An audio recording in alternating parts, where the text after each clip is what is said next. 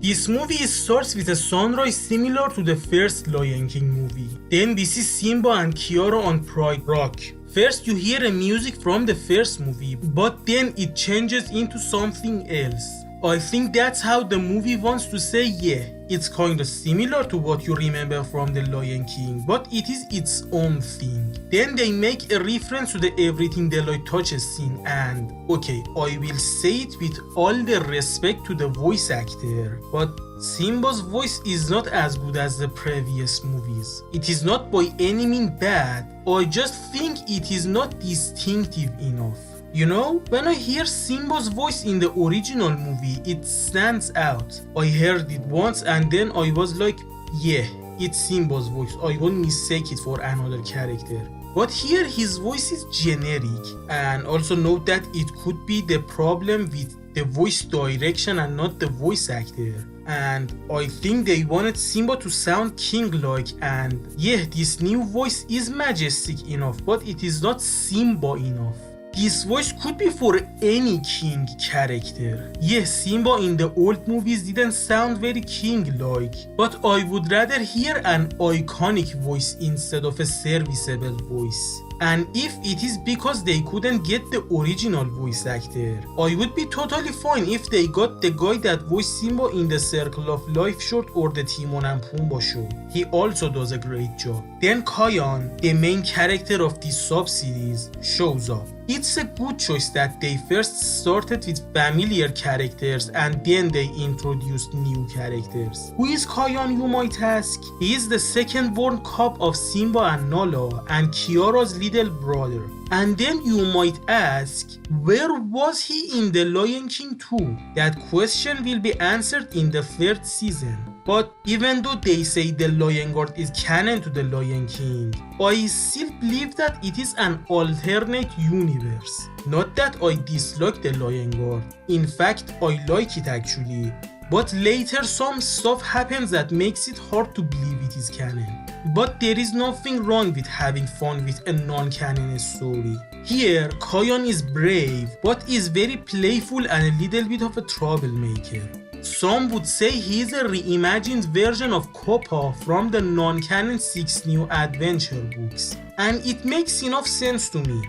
Then we see Kion's best friend, Pumbaa the honey badger. He is very brave, but let's be honest, he is also very stupid. He is also raised by Timon and Pumbaa, so in a way he is Simba's brother, and not the only one, because Timon and Pumbaa also raised a crocodile in their own show.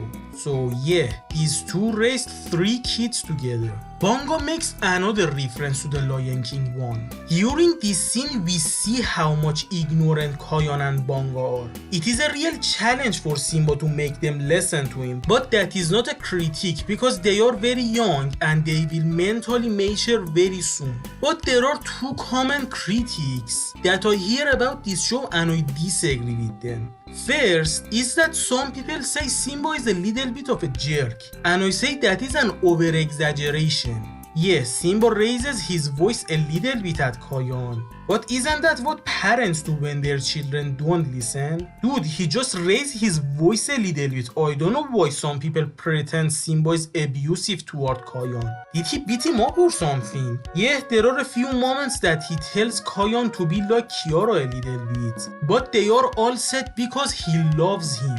His tone is kind, with a little bit of disappointment in it. There is a difference between the way Simba says it and the way Ahadi says it. Also, each time Simba was a jerk, he had a good reason for it, with only one exception that I will say during the next video. And if you think Simba was okay in the Lion King 2, but he acts weird in the Lion Guard, sorry, but you are a hypocrite for saying that. Nothing against Lion King 2, because the Lion King 2 is literally my favorite movie of all time. But even I have to say that Simba was a jerk sometimes in that movie.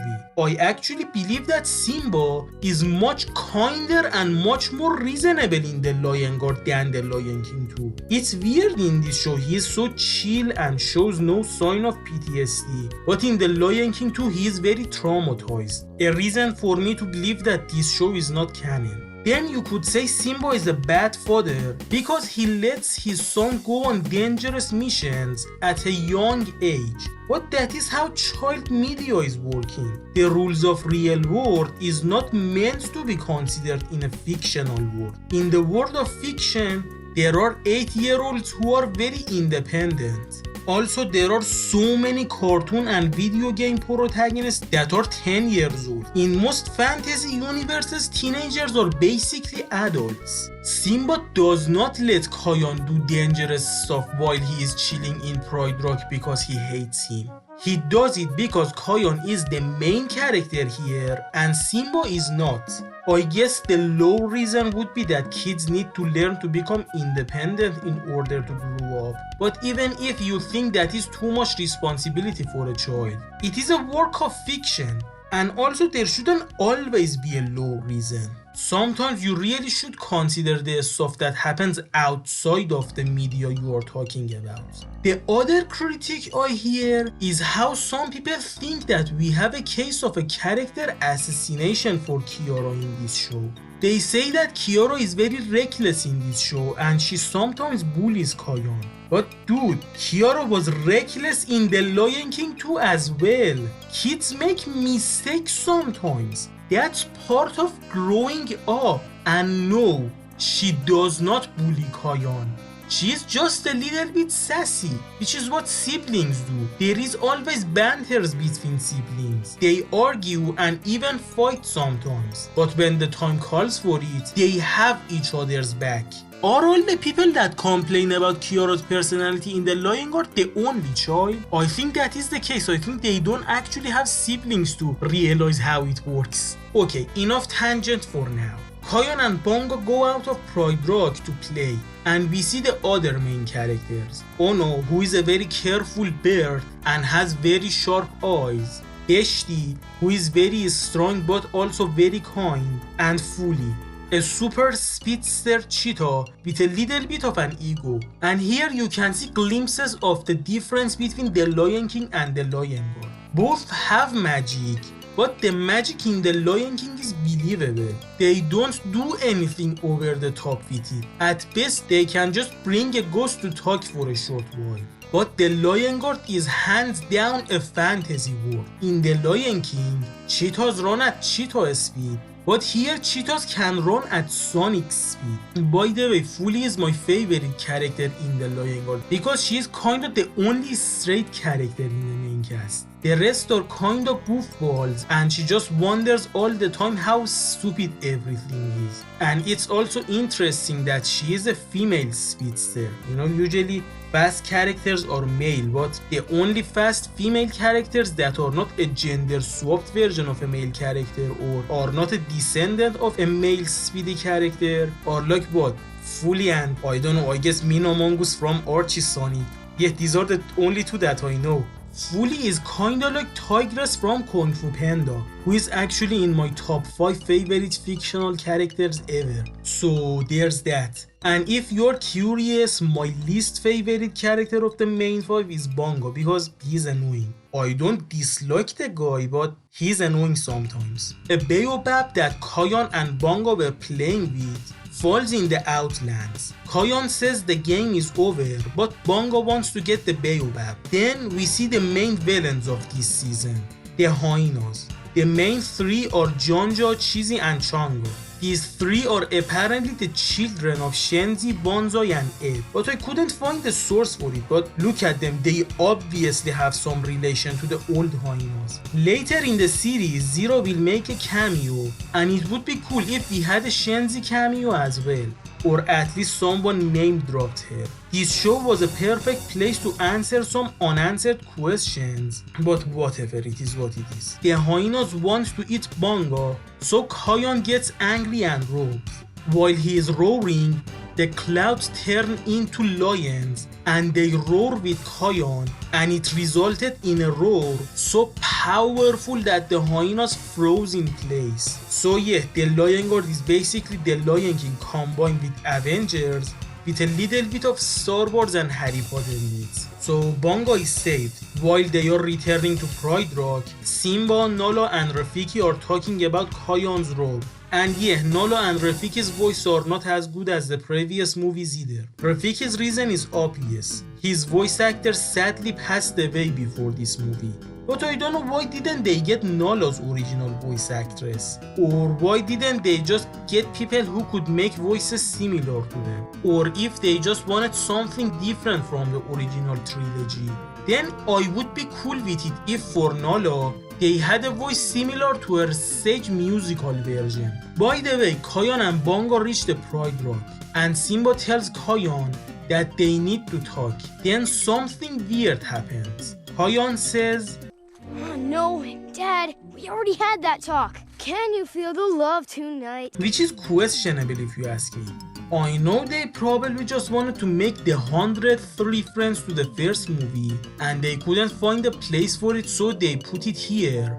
But out of context, it's weird. It came out of nowhere. If you want a low reason, I can only come up with one idea, and that is kind of a dark one. Like, did Kion one day ask Simba how cubs are born and Simba was honest with him? That's the only reason I can come up with. By the way, Rafiki says they heard his voice. Then he says what Kion did is a superpower called the Roar of the Elders. When he uses this power, the great lions of the Pride Lands past roar with him. Then Simba and Rafiki take Kion and Pumbaa to a secret cave below the Pride Rock, which is called the Lion Guard Lair, which is a secret meeting place for the members of the Lion Guard.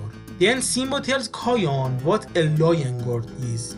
It's basically a superhero team, a group of 5 lions, the fiercest, bravest, fastest, strongest, and the keenest of sight among the lions of the Pride Lands. Their duty is to protect the circle of life in the Pride Lands. Then Simba tells the sad story of the previous Lion Guard, and here convinces me that this show is not canon because it just doesn't make any sense. And again, it does not mean I dislike this show, it just means that I accept it as a separate timeline. Apparently when Mufasa was at Kion's age, his younger brother Scar became the leader of the Lion Guard.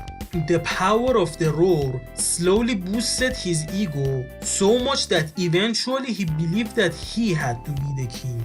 He commands the guard to help him dethrone Mufasa. When they disagree, Scar becomes mad and uses the roar to kill them. Also, this show is afraid of using words like kill and death and uses the word destroy instead. When Scar does this, he loses the power. And again, having this in mind, it just makes it unbelievable that Scar was just chilling in the back cave in the first movie. Dude killed 4 innocent lions and he wasn't punished for it. The show doesn't tell much about it, so the only way to make sense out of it is saying that this is an alternate timeline and the event of the first Lion King movie happened differently here. Or you can rely on fan comics instead. I should really do a video about the Lion King fan comics one day. Then Simba sends Kion to assemble the new Lion Guard. Kion goes out and one by one asks his friends to join the guard. Unlike the previous choices of his life, Kion is actually serious and thoughtful this time. By not limiting his choices to just lions, he can make an even better team. I mean, no matter how fast a lion can be, a cheetah is always faster. And no matter how strong a lion can be, a hippo is always stronger. And also it's about the circle of life, so why not have animals from all levels of the food chain? It's kind of racist that only lions should be part of the guard. Then we see Kiara's friends, Tifu and Zuri. And if I did a list of worst Lion King characters, these 2 would be on that list. Not the worst, but definitely in the bottom 10. I could have a section to just rant about them, but I will keep it brief. I have 2 reasons for why I think they are bad characters. 1. Their entire personality is just being girls who do girlish things and that's it. 2. They are totally incompetent but have huge egos. And yeah, these are the main reasons. Then Timon and Pumbaa show up, and Pumbaa's voice actor is like always Ernie Sabella. I love how dedicated this guy is. He always reprises his role as Pumbaa. Disney just had to be a jerk and replace him in the remake. I don't remember if I say it in my first video or not, but every voice actor from the first Lion King movie deserve an award for what a great job they did. Then Simba shows up and indirectly tells Kion how disappointed he is. Again, he is justified for it if you ask me, considering how childish Kion was prior to this movie and how much Simba respects his father's tradition.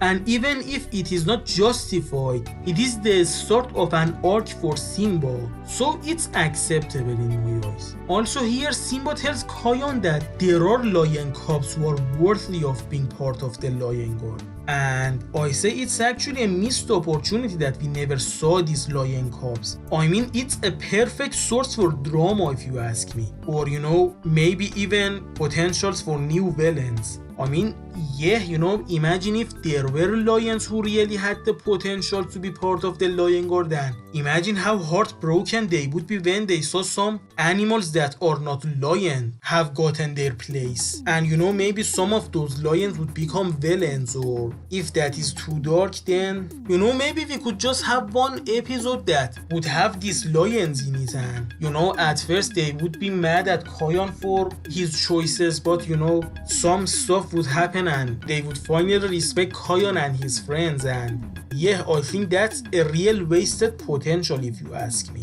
but whatever, man. Then Kion wants to spend a time alone, but Mufasa's spirit shows up to guide Kion, and he is voiced by the legendary James Earl Jones, rest in peace. And unlike his acting in the 2019 remake, here he still got it. I mean, it's a little bit different, but it's still very majestic and lion-like. Mufasa tells Kion to believe in himself and trust his instincts, and then leaves. So Kion gets his confidence boost. The hyenas heard about the lion guard thing, so they start attacking the gazelles before they can stop them. Kion and his friends find it out and assemble the lion guard. Then they fight the hyenas. You may say the hyenas are just doing what is in their instincts, but before they start, they mention that the hyenas have hunted a few gazelles, which is enough for them. I think totally there are 7 hyenas on their team. So no, they don't want the hyenas to starve to death. They just want to defend the circle of life. They only started attacking the hyenas when they realized they were just hunting to bring chaos. During it, a stampede happens and Kiara gets trapped. But thanks to the lion guard, Kiara is saved and the hyenas are chased away. Simba and Nala and Rafiki watched it from afar and realized that they are worthy of being the lion guard. So with that, the age of the new lion guard begins. So there you have it, the prologue to the Lion Guard animated series, Return of the Roar. What do I think about it? I really like it. I don't love it as much as I love the original trilogy, but I still think it's really good. Of course, it's no masterpiece, but it doesn't need to be. It's a spin-off, so I have lower expectations for it. If it was called something like The Lion King 4, then yeah, I wouldn't be happy with it. But here is the question. Do you need to go out of your way to watch it? Well, it depends. The original Lion King movie is a masterpiece that even cartoon haters should watch. The Lion King 2 and The Lion King 1.5 have some flaws, but overall they are very good movies and cartoon enjoyers should definitely watch them. But for the case of Return of the Roar, I think you should only watch it if you like the Lion King as a franchise. If you are one of those people that only likes the first Lion King movie and dislikes anything that came after it, then no, you shouldn't watch it. But I think if you like the Lion King sequels, then you would enjoy this one as well. And if just like me, you are like obsessed with the Lion King, then yeah, you should definitely watch it. But watch this movie and the Lion Guard series in general with the mindset that is made for a younger audience. You may say, wasn't the Lion King always for kids? And my answer to that is feels that the previous movies are for all ages because they actually tackle some topics that even adults can struggle with. But I can say it for this one. You should accept the fact that it is not going to be as deep, and you should accept that the animation, voice acting, and the music won't be as good either. Oh yeah, I forgot to say the music is hit or miss in this animated series, which is expected because when quantity goes up, quality goes down. Some of them get the job done, but some of them don't. So I will skip the musical scenes sometimes. There are a few that stand out and I enjoy them, but I won't listen to them on their own. Unlike Lion King 1 and 2 that sometimes I just listen to their soundtracks because some of them are really relaxing and some of them give me energy. Also there is this part of this song that is stuck in my head. Yeah, so if you are interested in the Lion Guard or the Lion King franchise in general, or things that are similar to the Lion King, or if you like to see more complete series retrospective of cartoon franchises and game franchises, subscribe to the channel so that you won't miss my next video. I've been Bashir from Retro Cafe and I thank you for watching this video.